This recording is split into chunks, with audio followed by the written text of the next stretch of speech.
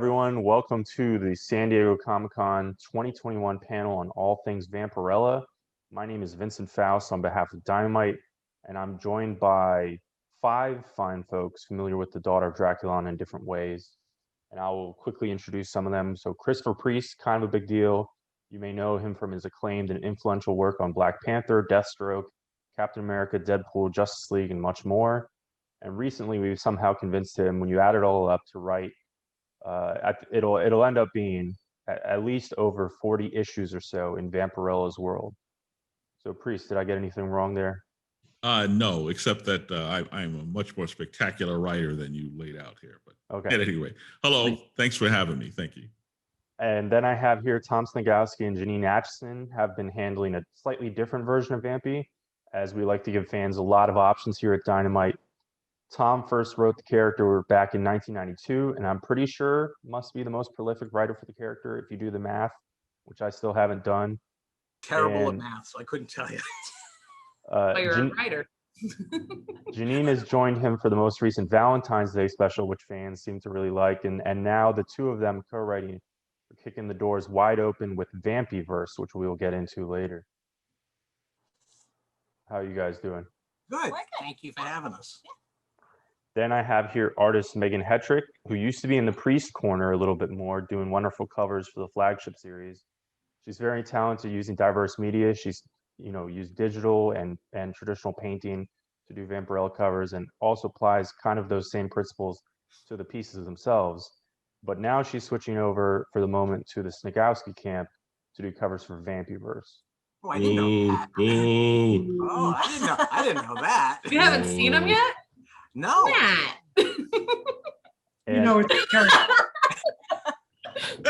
And on that note, then we have Matt Idelson, who is an expert juggler, and he edits comic books. All right. You need to be like he's a master cat wrangler, So. Just a buck passer, thank you. All right, let's kick things off and warm things up with kind of a very basic question. A lot of you guys were actually on the panel last year, the exact same panel, probably the exact same question, but just everyone who's watching this.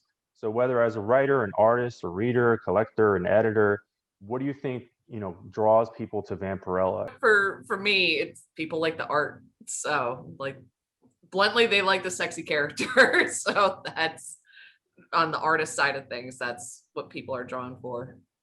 I was always drawn to the badass aspect. I always, she looks awesome. She's sexy, but there's also an edge to the character. Right. She's not your good girl type character. No. Right. And you can do some really dark crap with her. So you don't say. Yeah, I know. You'll have an inbox coming soon. But I don't know why, but I've always seen Vampirella as being just this kind person and this a white hat, while her I don't want to say evil twin, because it depends on how you interpret it, but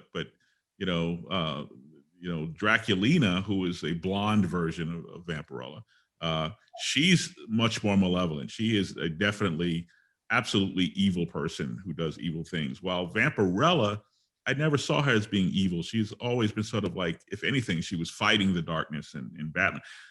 But growing up, Vampirella was just one of those books I was really not supposed to be reading. Yes. And that's what made it so appealing, is that, you really shouldn't be reading this. I wasn't even allowed to pick it up. I couldn't even go into the Riley's card shop. It was on the top shelf. You don't touch the things on the top shelf, kid. Being short sucks, doesn't it? Well, I'm not that tall, much taller now, so I'm still using the stool to get to the books at the top. That's why they put it up there, so the kids, don't grab it. Yeah, all the Warren stuff was on the top rack. But see, the problem is that the world has become whatever the world has become. I mean, the real world, the world that we live in. I mean, to the point where I see more provocative outfits on YouTube, on rap videos. That's true. So her costume, which used to be sort of this very divisive element about the character, where some people didn't want to handle the character at all just because how she was dressed, or they wanted to put clothes on her, and once you put clothes on her, she's not Vampirella anymore. You know, nowadays I'm going, all right, so I'm watching like a Chris Brown video. I do not listen to Chris Brown's music. I'm sure he's a great guy. I'm not knocking Chris Brown. No, it's not. Okay, don't cancel me because of Chris Brown. He's a great singer. He can dance his behind off. He's a great guy. I'm sure he's a great guy. You know, He beat his girlfriend. well, you see, I didn't say that. See, I didn't go there. Let's leave that. You know, leave that alone. You know, but I was watching some Chris Brown video, and he goes to this party, and there's all these girls at this party, and these girls, they look like they're you know, they're 6 months out of Easy Bake Ovens and you know, and the Care Bears, and you know, they're very young girls. And Vampirella, please, I mean, what these girls have on is, or frankly, what they don't have on is, you know. So I think that oddly enough, the Vampirella, the classic Vampirella that we grew up with, or that certainly I grew up with, is far less controversial when placed in today's context. But back in the day when I was a kid, ooh, yeah, top shelf, yeah. I just read it from the articles. And on I don't even remember seeing Vampirella. So I was mid to late 90s. Oh. You're also a woman, So- by the way. I hate to break it to you. You know, we don't miss You stuff don't like that. say. There's, I didn't notice. there's no way we walk into a comic shop and miss Vampirella. No. We were looking for Vampirella, believe me. You obviously are not overly familiar with what I draw. Or me. I'm looking forward to your big portrait of Priest. It's going to be all right, and on that note, Matt, how do you manage to wrangle all these crazy folks and somehow get comics out the door?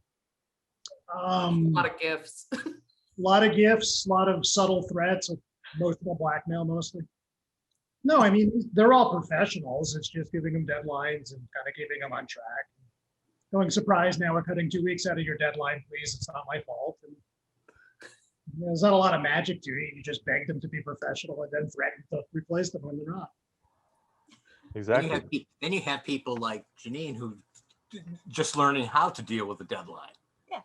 She's never had deadlines before. She was a school teacher, It's so not this, yeah. Well, Oh, the it's no problem with the problem with deadlines is that you are now asking people to be creative on a particular timetable, and sometimes creativity just doesn't cooperate with you. yes. Which is really annoying. You know, is that, you know, okay, I've got to turn this thing in. I got to turn this thing in, and sometimes the more pressure that is applied, the harder it is to conjure up something interesting or original. It's like your leg falls asleep, and the only way to get your leg to unfall asleep is to do the last thing you want to do is walk on it, but that's what you got to do. You got to get up and walk on it. So I think that's a little bit of the difference, because that's when I contact Matt and like, Matt, I'm going to draw her sitting on a chair eating bonbons and drinking a glass of wine. Who knew that? I'd buy that. That sounds like a great cover. I'd buy that any day. Yes. So what you're saying, Priest, is it doesn't get any easier no matter how many years you do it? No, it really does not. Absolutely not. All right, so then on that note, so Priest, your flagship title kicked off our 50th anniversary celebration for the character in July 2019. And somehow time has flown by 2 years later with us approaching issue 25. So how do you think things turned out compared to your initial plans? And, you know, I'm sure you were rolling with the punches sometimes. Well, yeah, I don't know that I would describe it as rolling with the punches. It's kind of like shooting the rapids. It was a very interesting, time. I didn't realize I'd actually be sticking around this long. But I'm looking at the entire 25 issues as basically Vampirella's 50th anniversary. We're not holding it to the linear year, you know, but what delighted me, there were things that just surprised me. And I think the biggest surprise was my artist, Ergun Gunduz, and I apologize if I'm pronouncing it wrong. Ergun is, he's not a conventional comic book artist, but he reminds me more of something you might see in heavy metal or you know, some sort of underground or alternative magazine. So he brought this whole different sensibility and sense of humor to the character So I think I just discovered myself having a lot more fun than I thought I'd have when Nick talked me into this, and just kind of really developing a very deep affection for the character and for the world. So yeah, it's been a fun little ride here, and I'm just very grateful that that Nick made the offer, and that I was smart enough to cave in. How's that? Now, without getting super ahead of ourselves, so issue number 25 is going to be a big deal. You know, we're probably going to be hyping it up and announcing it and pushing it like crazy right around when this panel goes live.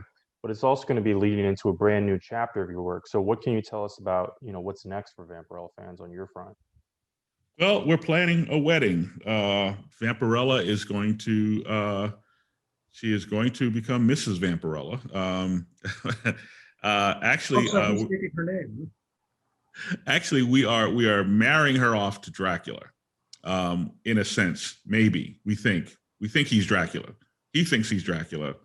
There's a prophecy that he is Dracula, and in an effort to thwart that prophecy and save the guy's life, the one way to thwart this curse, this Dracula curse, is through blood, through this union.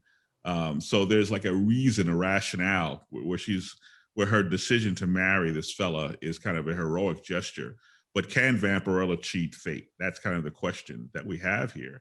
And that's where we are leading up to as we wrap up our 50th anniversary celebration with Vampirella issue number 25 of this run. On the other side of that, we will explore this relationship and play out this this gambit that she takes in order to rid the world of Dracula forever. Does she succeed? Does she fail? Is this guy Dracula? You know, so we have a bunch of alternate covers with a bunch of different Draculas, because this guy could be, what he will eventually turn into is anybody's guess. So he could be old Dracula, young Dracula, baby Dracula, you know, he could be Blackula for all we know. So we're getting a lot of great covers done, a lot of different artistic interpretations of the Dracula character and of the wedding. And unlike some other publishers, I guarantee you she will not be left at the altar. Oh. There you go, some shade there. And that leads us over. I love you, Tom. I love Tom. I love you, Tom. Go. Sorry. So Megan, I commented earlier how, especially with Vampirella, your covers have shown a neat diversity beyond the typical pinup style that many modern covers and honestly Dynamite are kind of known for. And you actually referenced the exact one I was thinking of earlier, because one of my favorites was you had Vampirella in sweatpants or pajamas watching TV. I don't remember, maybe she had some ice cream, but you also did a kind of Alfonso Mucha inspired piece. And I want you to kind of touch on, you know, how you go into those decisions and how you can kind of mold the character in different ways. And also, as we lead into the next part, how Vampyverse kind of just allows you to just completely further explore that. So the question is what?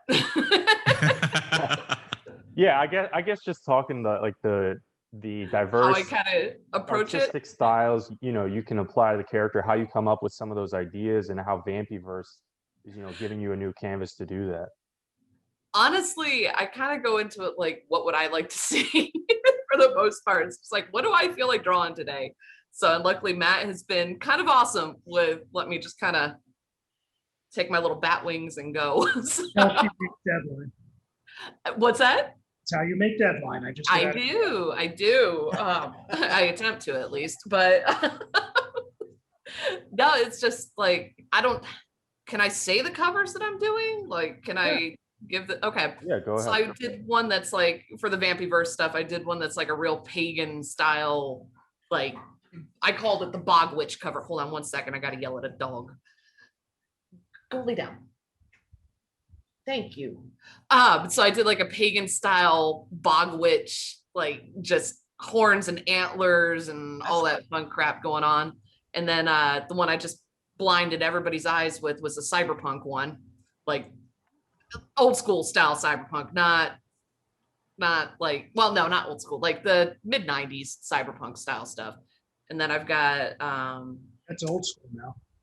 right. Well, I think old school, and I'm thinking like Blade Runner, and I'm like, there's no noir to this. There's no, it's neon. It's very, very neon. It's very bright. But then I've got like a steampunk one and what the hell, like a pirate, I think I'm doing, a Norse Viking style one. I think that rounds up the couple that I'm doing right there. I don't know if there's any more. Well, until we hit deadline, and then you'll do like garbage truck one and mailman Vampirella. It would honestly, like, that might be something fun, like once this actually starts going out there, just ask fans, like, what era do you want to see her in? Yeah. That, because my fun comes in, I always wanted to go into character design. So I always like taking iconic characters and twisting their costumes a bit. And with Vampirella, there's not a lot of fabric that you can twist. So it's kind of fun going through and playing within those limitations to just have fun with it. So I actually do better with harsh deadlines and strict limitations than most people. Like, that's when I actually get creative, is when I have my limits set, because I'm like, how can I screw these over and beat around them a bit? Tom and Jeannine, so let's bust Vampyverse right open. Megan's doing covers for it, but what's the deal here with this story? And also, as a fan, I thought it was really neat when I got the pitch that I saw that the working title, which we're not going with, was Death and Destruction 2. So I'm curious how this may connect to some of Tom's larger, extensive Vampy bibliography that he's had through the years. Yeah. Well, I wanted to start, since we're dealing with multiple Vampirellas, I wanted to pick a Vampirella from a very specific time point to be our focal character. So I grabbed the Vampirella from the end of the original Death and Destruction, who basically died and ended up in Eden with her mother Lilith, like living out the rest of her existence, like, but not getting the opportunity with the story of what Vampyverse is going to encompass. So that was the original take, because I wanted to find a Vampirella that I was comfortable with, but also a Vampirella that kind of hadn't had her story told, because basically she died at that point. And also, since my return to Vengeance of Vampirella, that was a resurrected Vampirella. So what I decided to do was, it's that time period between her resurrection in my current run and the ending of the original Death and Destruction, where she dies. So that probably sounds incredibly confusing, because I'm confused right now. I think I have notes on that. Someplace. Yeah, Jeannine, that's what Jeannine's got the notes, so she'll keep us on track. But it spins out of there. It spins out of the death of Vampirella from the original Death and Destruction. And then artist Daniel Main gets the treat or challenge of designing a lot of those alternate universe versions of the character.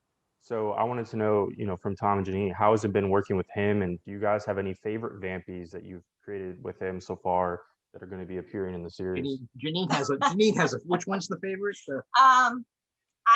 We haven't plotted anything for her yet, but the invisible Vampirella. Yeah, there's an invisible. For some reason, she just strikes me. And what's interesting about it is, why didn't I think of that? Invisible Vampirella. That would save us so much time, man. It's just the costume. Yeah, it's so cool. It's just the costume. Because you still know it's her. She doesn't have the hair. She doesn't have the face, but you can just tell. The floating costume and boots. Yeah, it's awesome. Yeah, so that's a good one. Yeah. I actually, the cave woman one is actually really cool. Yeah. There's something kind of primitive and savage about that one. I like that one quite a bit. I like the pulp one because she's got really cool toys. Right. We did one that was very similar to like combining with the shadow. Yeah. So it's kind of like, we call her the vamp. Mm-hmm. So she has kind of a neat pulpy look with the hat and the long dress and the guns and stuff like that. So that one's really fun too. Great toy. Yeah. And Daniel's amazing. Yeah, Daniel's he came up with things that we didn't even think of. Yeah. So he's just so cool. Yeah, he's really good. I thought Hari Krishna Vampy was a little bit Out there. You know, that one we're going to do a spin-off.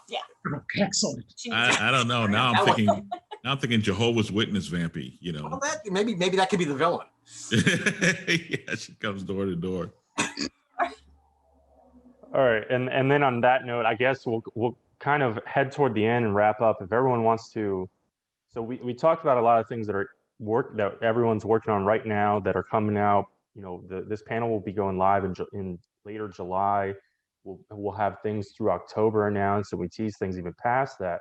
But I believe everyone here has things that they're even working on even further than that. So if everyone just wants to just super briefly, but also somehow like without totally on the nose, if people want to tease some of the things that are circulating even more down the line. I'm not sure how I could tease the upcoming Draculina series that we're not supposed to talk about. So I'm not sure I could tease that. There you go. But you know, or the Vampirella Year One thing that's way too soon to announce that. I don't know how we tease this stuff. We've got big scoops here. We could tease in Christopher Priest fashion. We could possibly tease Panther that Jeannine and I are doing. So It's coming up. it's coming up. We're excited. We're excited. Is she going to talk? You know, can we fight? Can we? Wait, what? You don't want her to talk? When she's in the cat form, when she's No, in not in the cat form. No. when she's walking around as a Black Panther, I can't have her be like Scooby Doo. You know, don't do that. I will fly out to wherever you are and beat you with a stick. You It's can gonna be trust like Goliath from Davy and Goliath. Davy. We're in hellfire for that. No, she will not talk in animal form. That's all I ask of you. That's all I ask of you. Nope, she will not talk in animal form. I promise you. Thank you, Tom. That's all Yeah. I ask. On tape. She might make it. I talk, won't though. do that. I won't do that. It's in my notes. It's to not do that. And I'm sure Megan has some beautiful covers coming up on, we mentioned Vampyverse and maybe others, TBD. And I guess I'll kind of, we'll close things with where can people find you guys if there's anything real quick you want to plug elsewhere, and then we'll just call it a day. I am nowhere, but if you want to drop into ChristopherPriest.com, be my guest. But I am not on social media and happy to report that. I'm all over the place. I'm the exact opposite of you.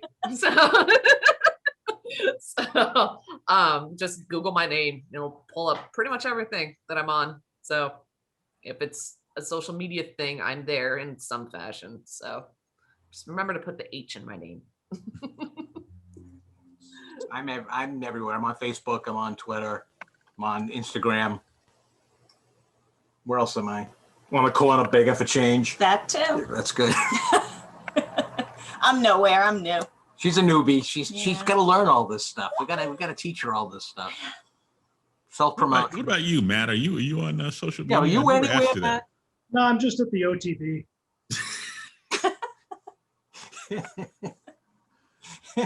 All right. That's great. And On that note, I'm glad we were able to get Matt in here for the comedy relief.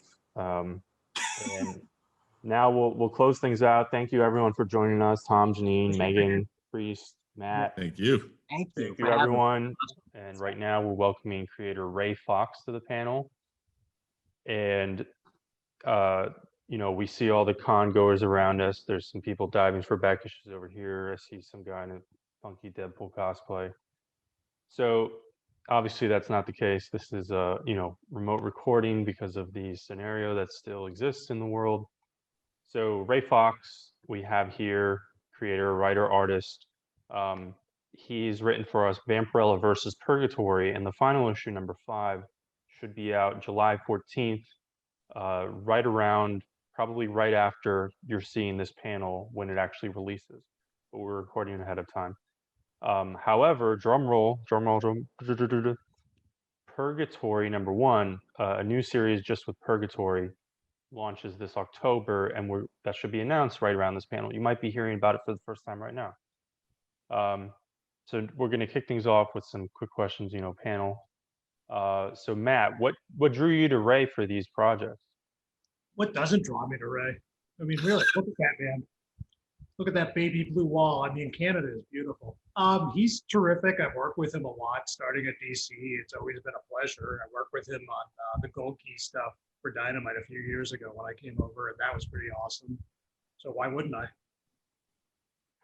So Ray, you had an interesting take with your Vampirella story, incorporating bits of religious elements, which has been done with the character in the past, but often it's admittedly like in a kind of very basic demon type of stuff. So how did you come up with those elements and bring them into the story? Well, to tell the truth, I mean, since I knew we'd be dealing with Lilith, I thought may as well go head back to like Old Testament kind of stuff, even Apocrypha. And I mean, it's questionable whether Lilith herself believes in any of this stuff. So I thought would be kind of fun to have her messing with sort of biblical end of the world kind of scenario, but also herself kind of treating it like it's just a game. It's not even real to her. And so now that you've already had some time with Purgatory, how are you looking to expand on that as you take her into her solo venture, as it were? Oh man, well, I mean, first of all, Purgatory is just tons of fun. She's hilarious and sexy and weird and definitely crazier than most of the characters in the Vampirella versus Purgatory book, which means that on her own she gets to cut loose a bit and be even weirder, which is great. But also she has like the most bizarre curse of any vampire character I've ever seen. She actually, when she kills somebody, if she drains them dead, she gains their memories and abilities, which is like, seems really cool, but also it's kind of like looking down the barrel of the gun that shoots you afterwards, if that makes sense. So, when I first read about Purgatory and I first read the comics way back when, I was like, man, this is a person who should be way more nuts than she seems to be, considering that she's got 2,000 years of the memories of being murdered by herself under her belt. So I thought it would be really cool. And I talked to Matt about doing a series about Purgatory and getting inside her head a little bit, so that on the outside, we get to see her sort of fun-loving self as usual, but on her inside, we get to see what she has to do to keep herself kind of happy and the fun character we know, when inside her head, she's got maybe 10,000 people's entire lives. It's almost like a split personality thing, but not quite on that level. So you mentioned Lilith, of course, earlier, and obviously this is spinning out of a Vampirella story. Just real quick, and maybe the answer is no. Can fans expect to see any kind of other like little cameos or guest stars or anything, either from the Vampirella side of things or from the Chaos corner? That stuff is all sort of tied into Purgatory's world, but she also she is her own thing, so I'm never going to say no. Those characters definitely can pop in once in a while, but this story is really about a focus on Purgatory and what she's all about.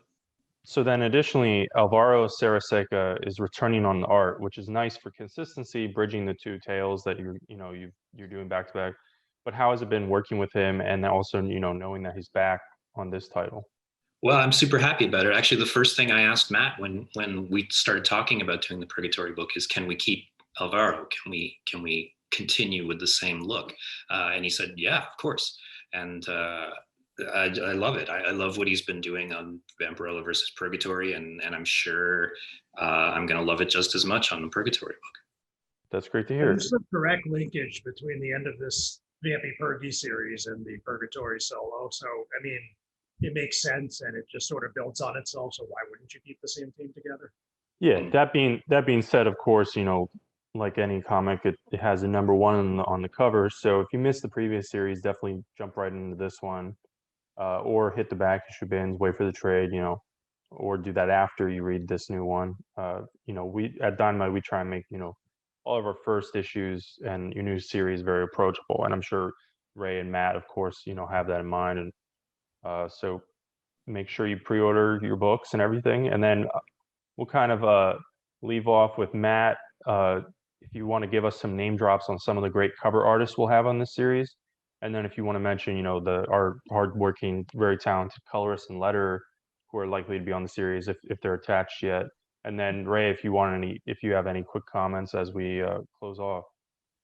truth be told, I'm still assembling the cover lineup. It's going to be as similar as possible to the prior series, but I'm not entirely sure yet who can commit and who can't, so I don't want to erroneously name drop. As far as the interiors, yeah, Salvatore Ayala is going to continue with the colors, and not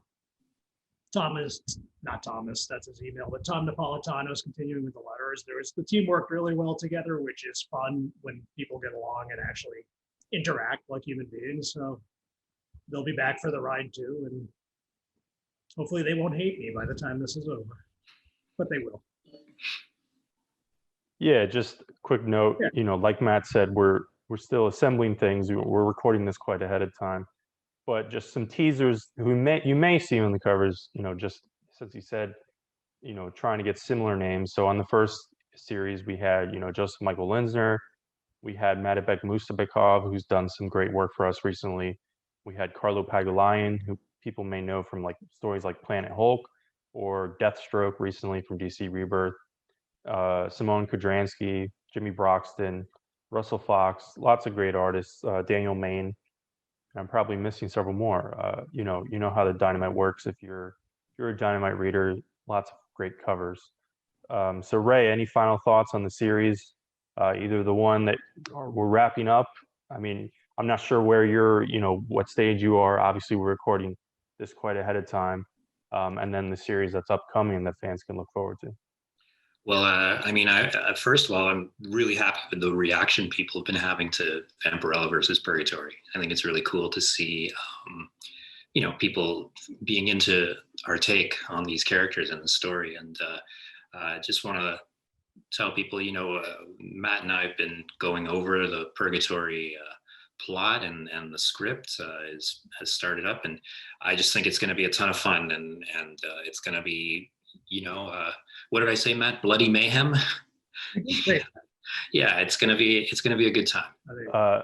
Everyone, thanks for quote unquote coming to this panel. Thanks, Ray, for joining us, talking about the new series, and Matt as well for the comic relief.